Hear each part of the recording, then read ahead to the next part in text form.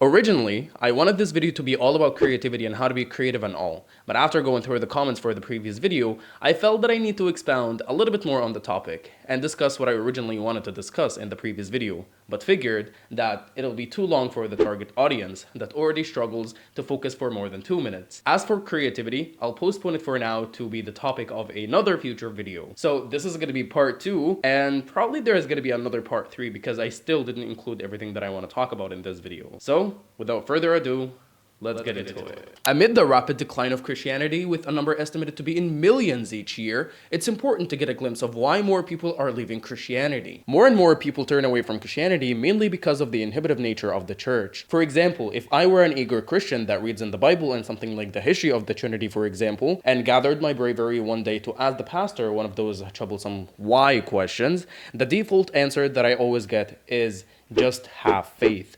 For example, if I ask, why did we have multiple councils to get to the model of the Trinity we have today? And why somebody like Arius and his proponents that held the belief that God is a unity and not a trinity, just like any other Unitarian at their time, and why they were banished and executed, just because their doctrine didn't please Constantine? Or when you bring up something like the incident when Jesus identified as one of the prophets across the 4 Gospels when he was back into his hometown Nazareth and couldn't perform many miracles there because of the disbelief and incredulity of the Nazarenes. And I quote, "And he went out from thence and came into his own country, and his disciples follow him. And when the Sabbath day was come, he began to teach in the synagogue, and many hearing him were astonished, saying, From whence had this man these things? And what wisdom is this which is given unto him, that even such mighty works are wrought by his hands? Is not this the carpenter, the son of Mary, the brother of James and Joseph and of Judah and Simon?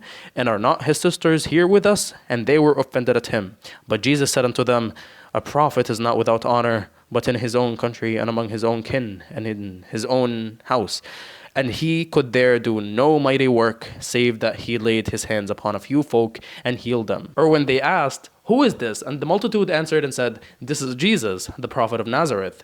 And many more verses that I can cite that clearly contradict the Nicene Creed. That's on one hand the lack of rational justification for Christianity that turns people away from the faith. On the other hand, you have the conversion of the organization of the church from religious into capital, and how they only want you there for your own money and the charity that you will give. Like this Reddit user commented saying, I don't want to leave Christianity, but I thought of leaving my church many times. The church is work. It demands so much, and when you give, it asks for more. Then you get told that the more you give, the more blessed you are. I don't feel blessed at all in many areas of my life. None of my prayers have been answered the last decade. I'm not saying I don't want to labor or give tithes, offering anymore. I don't want to stop, but I wish people would stop expecting so much from me. Then I also have this constant guilt if I'm displeasing God for not doing enough and thinking selfishly. Another very important thing that's worth including in this segment is the doctrine of salvation. It all began with Adam eating from the forbidden tree, and as a result, all of us, the seed of Adam, became inherent sinners before we were even born. And then God the Father sent his beloved Son to sacrifice his own life on the cross and to humiliate him among the Pharisees, the Sadducees, the high priests, the scribes, and the Romans,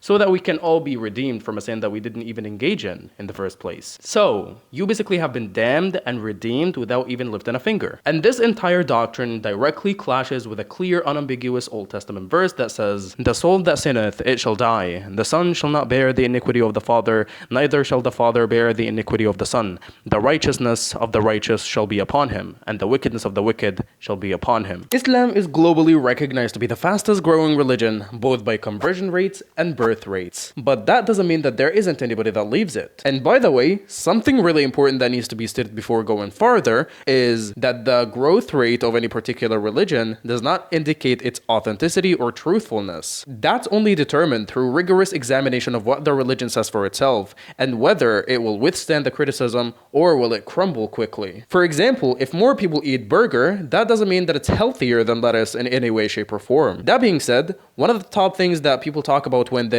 leave Islam, that they often talk about when they leave Islam, is the violent spread of the religion. I mean, look at the Muslims and how they built an empire that extended from China in the east all the way to Andalusia in the west, when they just started out as a couple of shepherds. They would also mention that the Prophet had so many wives and that he is a that got married to a child. Oh wow, I now officially sound like an Islamophobe. Another thing that I found really funny when I was researching this topic is this comment on Reddit that said, stupid reasons. I remember one time a woman left Islam because she wanted to eat marshmallows. Seriously? Marshmallows? The moral of this segment is that people leave Islam for various reasons. Some would leave it because they grew in an abusive households, some others would leave it for their desires, and some others would leave it for marshmallows. Which is by far, in the middle of this insanity and the chaos that the world is dwelling in, people would deem as a legitimate reason to renounce your own religious beliefs. I mean, at the end of the day, it's marshmallows.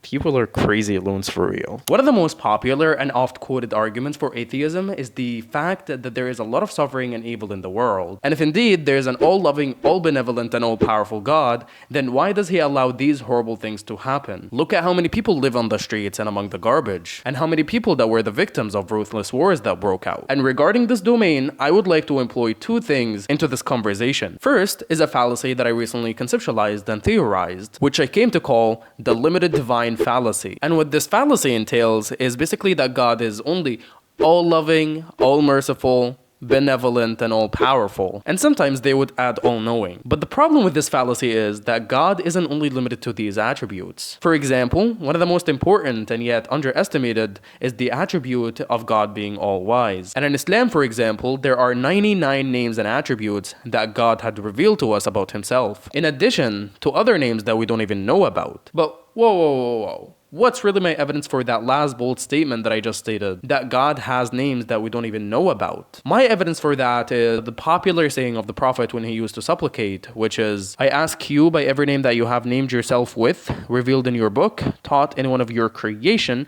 or kept unto yourself in the knowledge of the unseen that is with you. And the key point here is the last statement of this hadith when the Prophet said that you have kept unto yourself in the knowledge of the unseen. And basically the knowledge of the unseen is that which we can't perceive, is that which we don't know about. And another attribute that's also often ignored is the attribute of God being all just. And that's why there is the idea of the day of judgment and accountability. Well, what do I really want to say from all this? What I'm trying to communicate here is that God created man with a free will. Some chose to use this free will to do righteously and to do righteousness, and those are going to be rewarded accordingly in the hereafter. But some others chose to abuse this free will and to steal, murder, spread violence and corruption. And here's the pain point that I'm trying to address here, that these people won't get away with that. They will be held accountable for everything they did. And those whom they have oppressed are going to be able to take vengeance from them on the day of accountability and the day of judgment. And not a single right will go to waste. So none of these things, none of these actions, none of this persecution, none of this oppression is going to go to waste. Everything is going to be brought up on the day of resurrection, on the day of judgment, and everything is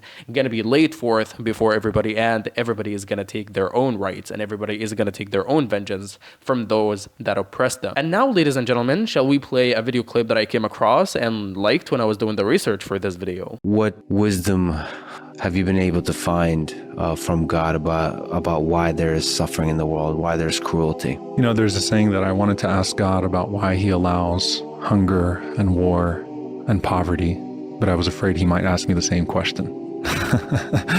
God has certainly given us enough food. There's enough food in the world for everyone to have a 3,200 calorie diet a day. God has certainly given us enough guidance for us to not inflict on each other the cruelty that we inflict. When we look to the world around us, first and foremost, we have to have a sense of accountability. We are accountable for our own actions. We don't blame God for the evil of man. That's one. But at the same time, we understand that God in his wisdom allows for certain outcomes that we cannot encompass with our own. Some would say now, but yeah, that's regarding the suffering that some inflict on others, and it makes sense that they're going to be held accountable for that on the day of resurrection or on the day of judgment, and nothing of that is going to go to waste. But how about that suffering that nobody inflicted on anybody else? For example, somebody catches some sort of a cold all of a sudden without any reason, or tripping into some kind of a rock when they're walking. What is the point of that suffering? Or what is the point of that pain? And regarding this point, the Prophet said one of the most profound hadiths that I really like, which goes, never a believer is stricken with a discomfort, an illness, an anxiety, a grief, mental worry, or even the pricking of a thorn, but Allah will expiate his sins on account of his patience. Yep. As you just heard, not even the pricking of a thorn will go to waste. And that's pretty much everything that I wanted to say in this video. In the next video, I might expound a little bit more on the idea of suffering, or even dedicate an entire video about it, because there is still a lot that I want to talk about. But that would do for now. And thank you so much for watching, and I'll see you in the next one. Peace.